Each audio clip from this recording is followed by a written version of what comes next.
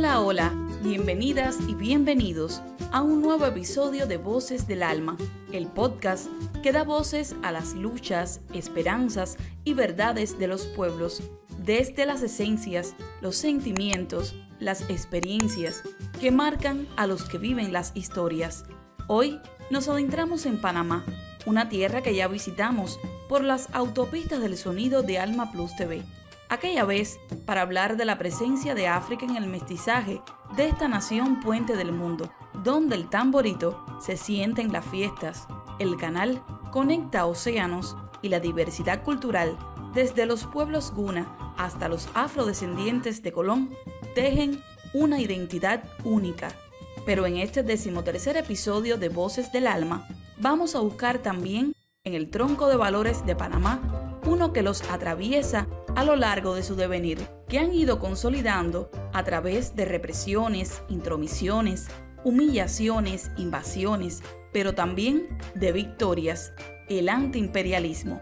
Una bandera que hoy de nuevo levantan en defensa de su soberanía frente a las presiones de Estados Unidos por controlar el Canal de Panamá, la firma de un memorándum de entendimiento y la posibilidad de bases militares. Si vamos a escuchar las voces del alma de los panameños en mayo de 2025, no podemos dejar de poner oídos también a la oposición a la Ley 462 del Seguro Social y el papel del gobierno de José Raúl Mulino en este contexto de resistencia. Para guiarnos, contamos con 3 voces fundamentales: Olmedo Beluche, Maribel Gordón y Diógenes Sánchez. Para entender las luchas actuales de Panamá, debemos revisar su historia. Desde fuera, observo una nación que ha enfrentado el colonialismo y la injerencia imperial.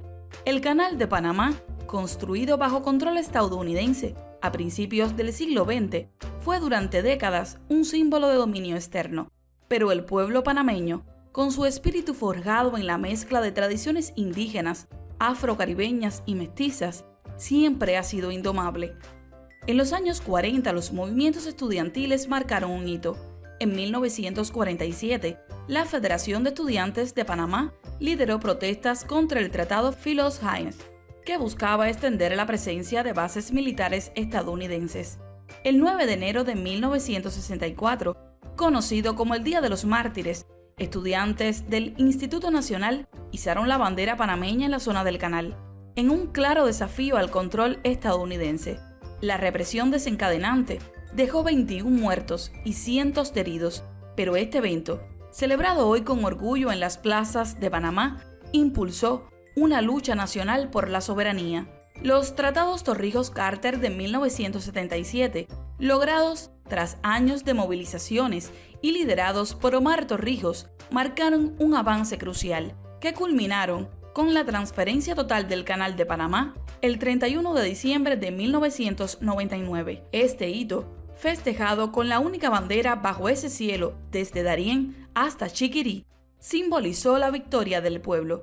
Sin embargo, la invasión estadounidense de 1989, conocida como Causa Justa, dejó miles de víctimas civiles en barrios como El Chorrillo y mostró la fragilidad de la soberanía frente al poderío militar de Estados Unidos.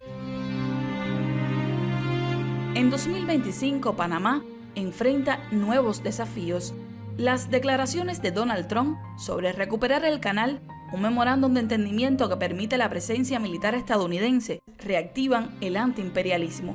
Al mismo tiempo, la Ley 462 del Seguro Social desencadena protestas masivas, una muestra de que las luchas por la soberanía y la justicia social están conectadas, desde las costas del Caribe hasta las tierras altas de Bocas del Toro. Todo esto que les he contado me ha llegado con apasionante narrativa de la voz de mis invitados.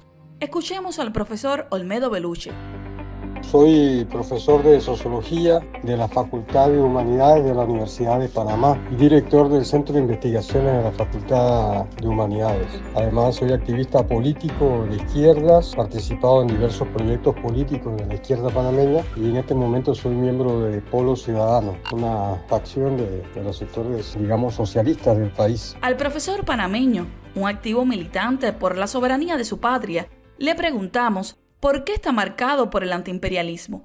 Es la de él una historia compartida por una generación. Los motivos personales por los que he dedicado mi vida a la lucha por la soberanía y contra el imperialismo yanqui en este país probablemente ha sido la influencia de que de niño me tocó vivir indirectamente, pero vivirlo en este país, lo que fue la insurrección popular del 9, 10 y 11 de enero de 1964 contra la presencia norteamericana en la zona del canal, reclamando soberanía en ese territorio y la represión dura que vivimos de parte del ejército norteamericano, en la que asesinaron 21 jóvenes panameños y hubo más de 500 heridos. Seguramente esa influencia marcó mi generación y la generación precedente, que es la lucha de este país contra la intromisión de los Estados Unidos en Panamá, que data desde mitad del siglo XIX y que se fortaleció en un momento determinado después de separarnos a Panamá de Colombia para imponer ese tratado de 1903. Estados Unidos mete sus narices buscando ser dueño de lo que puede dar prosperidad a cada pueblo. De Venezuela quiere su petróleo, de Cuba y México su posición geográfica, de Bolivia y Argentina su litio, de Chile y Perú el cobre, de Congo Democrático su cobalto, y así la lista sigue. De Panamá quiere su canal, la vía que acorta el viaje entre los océanos Atlántico y Pacífico. Ese interés ha sido constante en cada etapa, confirma el profesor Olmedo. La historia de este país se ha hecho luchando frente a los intentos de Estados Unidos de apoderarse de nuestra zona de tránsito, de apoderarse de nuestro canal de Panamá. La reacción frente a las amenazas de Donald Trump, que empezaron el 20 de diciembre aproximadamente, 2024, ha sido de rechazo de parte de la sociedad civil panameña, de los sectores más de vanguardia del movimiento sindical, del movimiento estudiantil, de los intelectuales del país. Casi toda la sociedad se ha opuesto. Es más, para la gente era hasta risible el hecho de que Trump dijera que el canal estaba administrado por China y que nos lo habían regalado por $1. Estas cosas, para cualquier panameño que sabe un poquito de historia, son evidentemente falacias del señor Trump, mentiras descaradas para justificar su intervención en Panamá. China, con la cual tenemos relaciones diplomáticas y comerciales, que jamás ha agredido a nuestro país, ha intentado usurpar la soberanía de nuestro país sobre nuestro recurso económico, que es el Canal de Panamá. Esas amenazas siempre han provenido históricamente de Estados Unidos. Lo que más le molesta a los panameños, según me cuentan los entrevistados de este episodio número 13 de Voces del Alma, es el entreguismo del gobierno, encabezado por José Raúl Mulino, que ha dicho una cosa y hecho otra. Bueno, como era de esperarse, el gobierno de José Raúl Mulino, que es un gobierno de derecha, de cuestionable origen electoral, que se hizo en base a la violación del Código Electoral panameño, él fue inconsecuente en la lucha por la defensa de la soberanía nacional frente a estas acciones de parte del gobierno de Donald Trump. De salida, a la primera incursión que hizo el gobierno de Trump, que fue el envío del secretario de Estado, el señor Marco Rubio, no había terminado de llegar cuando ya el presidente Mulino estaba sacando a Panamá del acuerdo de la Ruta de la Seda, se había firmado con China en 2017. No había terminado de hacer su residencia Rubio cuando ya estaba cediendo la aceptación de inmigrantes ilegales expulsados de los Estados Unidos y otras cosas más. Y luego, a fines de marzo, comienzo de abril, llegó a Panamá el secretario de Defensa de los Estados Unidos, el señor Pete Hegseth, y entonces, para acabar de redondear la traición, el gobierno de Mulino firmó a través de su ministro de Seguridad Pública un acuerdo que le concede a Estados Unidos, de hecho, 3 bases militares, 2 de ellas en las riberas del canal, bases aeronavales, y eso evidentemente viola los propios acuerdos del Tratado de 1977, viola lo que está vigente de ese tratado, que es el Pacto de Neutralidad del Canal, que dice claramente en su artículo 5 que no puede haber fuerzas militares en torno al canal que no sean las de Panamá. Son las únicas que habría después del año 2000, cuando se retiraban los Estados Unidos. Y esa firma es una traición a la patria que también viola en varios artículos la Constitución Nacional. Por eso se han presentado varias demandas en la Corte Suprema y muchos han denunciado que el presidente de la República ha cometido un delito de lesa patria. Paralelamente a este vergonzoso comportamiento de Mulino, que traiciona las conquistas del pueblo panameño, una impopular ley, conocida por su número 462 o el nombre Ley del Seguro Social, aprobada en marzo de 2025, tiene las calles de Panamá bien revueltas. Cuéntame, profesor, ¿por qué tanto descontento? En esa reforma, lo principal que la gente denuncia es que, por un lado, se rompe el sistema solidario de pensiones que permitía que los que nos jubilábamos cobráramos hasta el 60% de nuestros últimos salarios, mantenido por la solidaridad de la generación que está laborando. Eso se ha pasado ahora todo a cuentas individuales, de manera que las generaciones futuras que se empiecen a jubilar dentro de unos años tendrán una jubilación mínima basada en su cuota más los intereses que ellas logren devengar como si fuera una cuenta de ahorro. Y todas las estimaciones calculan que con 20 años de trabajo no excederán del 30% de un salario promedio, lo cual sería algo con lo que no se puede vivir en este país. Y para poder tener un acceso a una jubilación parecida a lo que tenemos hoy, habría que trabajar hasta 35 años seguidos, sin periodo de desempleo, porque en Panamá también es muy difícil para la juventud conseguir empleo y mucho menos conseguir un empleo estable durante tantos años. Así que, de hecho, hay una destrucción del sistema de jubilaciones para las futuras generaciones y eso la juventud lo ha entendido muy bien. El otro aspecto de esta reforma de la Ley 462 que la gente está repudiando es que permite el uso de los fondos para especulación con esas administradoras de fondos de pensiones privadas, permite que se les traslade, permite que la directiva de la Caja de Seguro Social compre inclusive bonos de deuda de países extranjeros, incluyendo los Estados Unidos, con lo cual pone en riesgo también el futuro de esos fondos de pensiones y los transfiere a la especulación en bolsa de valores directamente. Esos son los dos aspectos esenciales que se han repudiado en esa reforma y por lo cual declararon la huelga los educadores del país, los trabajadores de la construcción, los trabajadores bananeros.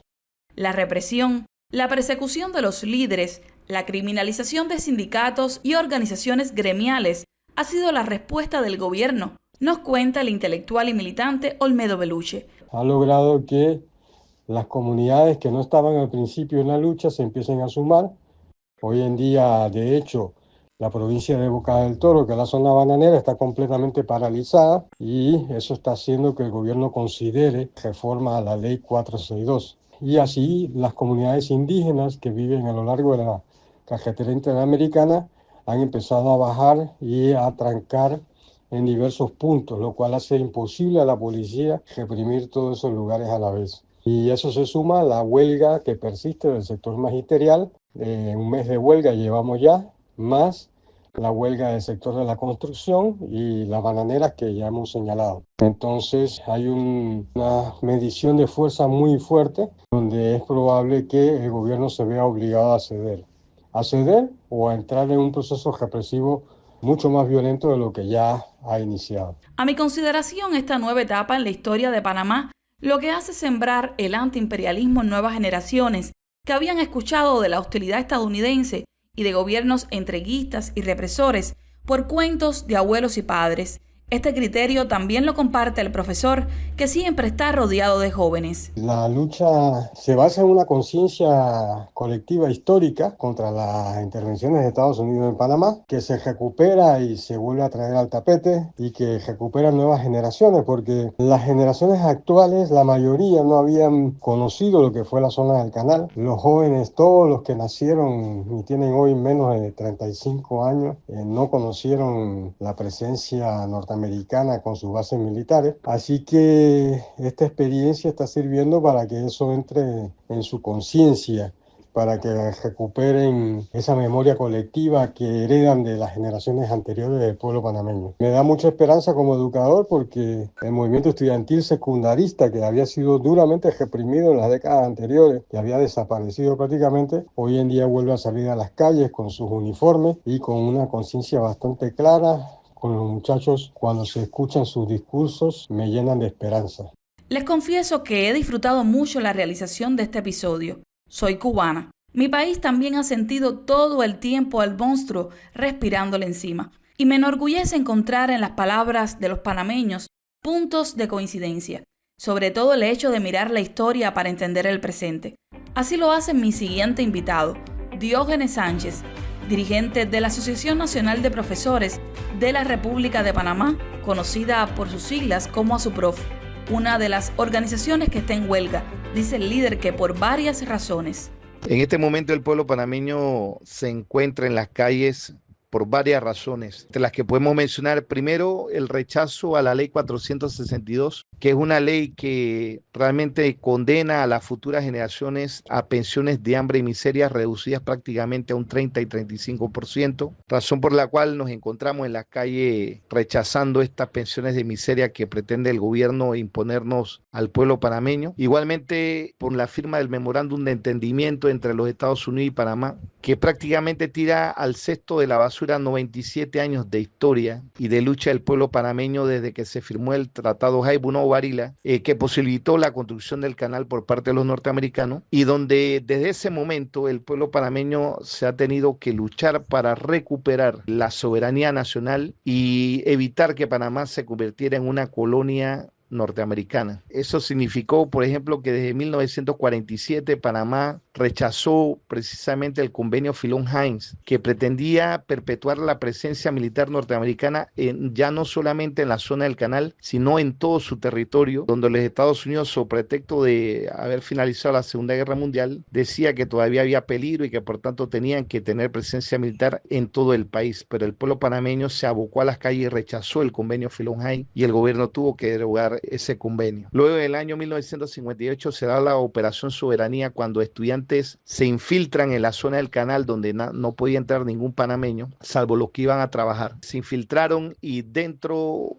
de la zona del canal sembraron banderas para demostrarle a las autoridades de la zona del canal de que Panamá era soberano en todo su territorio. Luego, igualmente en el año 1959 se da una siembra de banderas ya ahora fuera de toda la zona del canal para demostrarle al gobierno norteamericano de que seguíamos exigiendo la soberanía nacional en todo su territorio. Luego, el 9 de enero de 1964 se da quizás el enfrentamiento más fuerte, cuando a raíz de un acuerdo firmado por el presidente Roberto Chiari de Panamá y el presidente John F. Kennedy de los Estados Unidos, se acordó que en todos los sitios civiles donde había una bandera norteamericana, había que izar una bandera panameña. Pero en la zona del canal se negaban a hacer lo propio, y en la escuela de Balboa, donde estudiaban los hijos de los soldados norteamericanos, se izaba la bandera norteamericana, pero no izaban la bandera panameña, razón por la cual un grupo de estudiantes del Instituto Nacional se fueron en una marcha pacífica a hacer cumplir lo que decía el Tratado Chiari-Kennedy, y se permitió la entrada de 6 estudiantes, y cuando los estudiantes estaban cantando nuestro himno nacional y estaban izando la bandera, se bajaron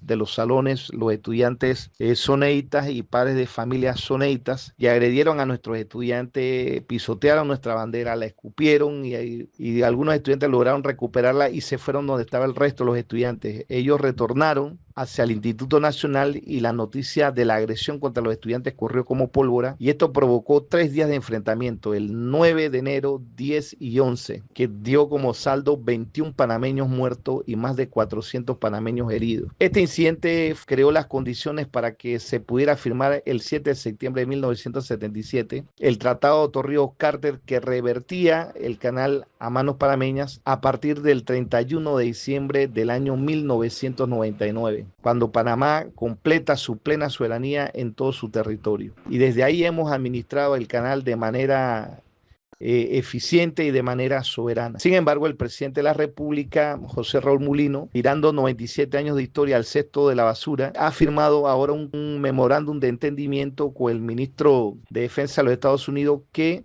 permite la presencia militar norteamericana nuevamente en nuestro país. Cuando existe un tratado de neutralidad que señala que Panamá debe ser neutral porque la única defensa que tiene el canal es su neutralidad, el hecho de que haya soldados norteamericanos en el Istmo de Panamá nos convierte a nosotros en un blanco de ataque de cualquier potencia enemiga de los Estados Unidos. Por eso la neutralidad es nuestra mejor defensa. Y este memorándum de entendimiento firmado a espaldas del pueblo panameño ha provocado nuevamente la indignación nacional y por eso es que también estamos en la calle. Pudieran parecer muchas y diversas las razones para el enardecido grito de la sociedad civil panameña en defensa de su soberanía, pero todas tienen un tronco común: el respeto a la dignidad de los pueblos. Pero también el gobierno panameño, desconociendo las protestas del año 2023, quiere nuevamente restablecer una mina en manos de una empresa canadiense que lo que ha provocado es la contaminación de nuestros recursos hídricos y la destrucción de nuestra flora, y provocó una gran insurrección popular en el año 2023 y ahora la Corte Suprema de Justicia falló de que ese contrato era inconstitucional, pero ahora el presidente nuevamente quiere retrotraer este tema minero a la palestra pública. Es decir, que el gobierno, sumado a ello, también quiere embalsar unos terrenos para supuestamente llevar más agua al canal de Panamá, ya que nuestro canal se maneja con agua dulce, pero pretende desplazar a comunidades campesinas en esas áreas. Así que estos 4 elementos, la reforma con pensiones de hambre de la Caja de Seguro Social para el pueblo panameño, el memorándum de entendimiento, los embalses de Río Indio y la reapertura de la mina, son 4 detonantes que tiene el gobierno nacional y que ha provocado que el pueblo en este momento esté en las calles luchando contra este gobierno entreguista al gobierno norteamericano, que pretende entregarle los recursos naturales a empresas extranjeras y que pretende desplazar a poblaciones campesinas para arrebatarles sus terrenos y desviar el río y crear embalses para llevarlos al canal de Panamá. Así, a grosso modo, más o menos la situación en este momento que vive nuestro país y en la que nos encontramos enfrentados en este momento con el gobierno nacional. Mi tercera invitada es Maribel Gordón, una mujer con mucha fuerza patriótica en sus palabras. Soy economista, especialista en política económica, desde muy joven vinculada a las luchas sociales, asesora económica de organizaciones sociales y de mujeres en mi país. En el 2024, candidata a la presidencia de la República por el Movimiento Social. Como experta en economía, Maribel Gordón nos comparte su visión acerca de la Ley 462 o Ley del Seguro Social. Desde el 2005, en este país se viene insistiendo en establecer una seguridad social que se corresponda con la lógica del mercado y entregar los recursos de la Caja del Seguro Social al capital financiero, a las aseguradoras, a las administradoras de fondos de pensiones. Hoy el gobierno ha sido claro cuando ha señalado que de lo que se trata es de salvaguardar la columna vertebral de la economía del sector financiero y no la seguridad social. Desde los 90, producto de la política económica neoliberal, la seguridad social ha venido eliminando conquistas, derechos de los trabajadores y trabajadoras, de los asegurados y aseguradas y de la población jubilada y pensionada. Temas que han sido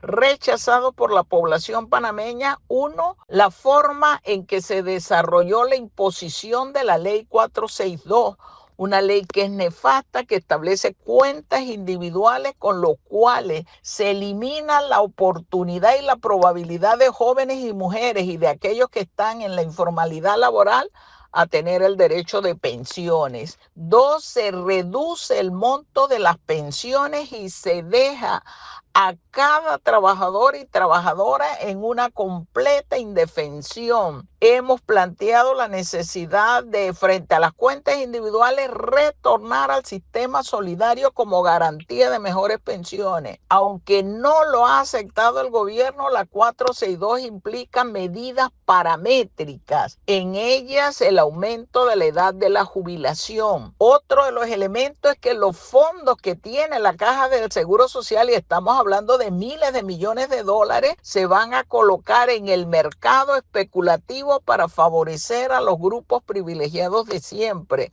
las instituciones bancarias financieras. Estamos pidiendo hoy que sea derogada en su totalidad la ley 462, establecer un proceso real de discusión. El movimiento social ha presentado propuestas y esas propuestas fueron desconocidas tanto por el órgano ejecutivo como por el órgano judicial. Se ha impuesto a tambor batiente y frente a ello diversas organizaciones del movimiento social convocaron a huelga indefinida. Estamos en este momento en ese estado de situación en nuestro país frente a la actitud firme de diversos gremios, sindicatos, comunidades, grupos indígenas, campesinos, jóvenes, mujeres, profesionales. La respuesta ha sido una represión violenta, violación de nuestros derechos humanos